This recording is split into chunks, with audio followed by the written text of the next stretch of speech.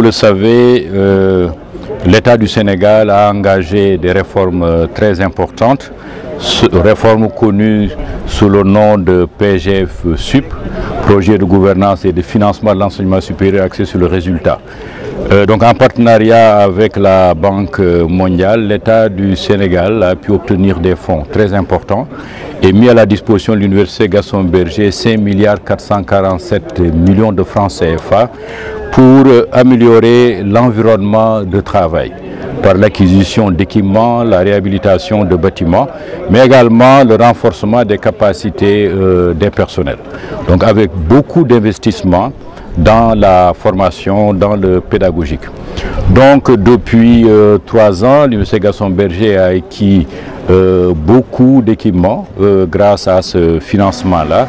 Et aujourd'hui, comme vous avez pu le constater, dans le cadre du contrat de performance signé entre l'État du Sénégal et l'Université Gaston Berger, nous venons de réceptionner 470 ordinateurs avec d'autres matériels très importants, des photocopieurs de grande capacité de tirage, des réseaux qui sont très importants pour les grands tirages. Vous savez, nous aujourd'hui, l'Université Gaston Berger, c'est près de 10 000 étudiants, donc nous avons beaucoup de fiches à tirer, etc.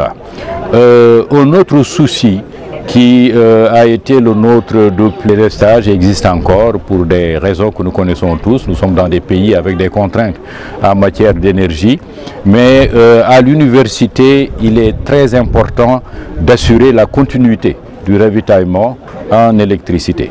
C'est pour cette raison-là que parmi nos priorités, nous avons inscrit naturellement l'acquisition de générateurs. Donc nous avons déjà réceptionné 2 groupes électrogènes. Celui qui est là derrière nous est un groupe électrogène de très forte capacité, 800 kVA. Nous avons un autre groupe électrogène qu'on a visité également tout à l'heure de 250 kVA. Grâce à ces 2 groupes électrogènes, nous avons tout l'espace pédagogique qui est couvert avec un relais automatique en cas de délestage. Donc nous sommes assez rassurés qu'en principe, vraiment, nous pourrons faire fonctionner nos ordinateurs et travailler en feu continu. Parce qu'aujourd'hui, dans les universités, on est sorti depuis longtemps des créneaux horaires du type 8h midi, 3h, 6h. Ça, dans une administration, ça s'entend. Mais dans le cadre de la formation, vous voyez la BU qui est en feu continu jusqu'à 22h. Peut-être qu'on ira au-delà. Parce que parmi les obstacles qu'il y avait naturellement la question de l'énergie.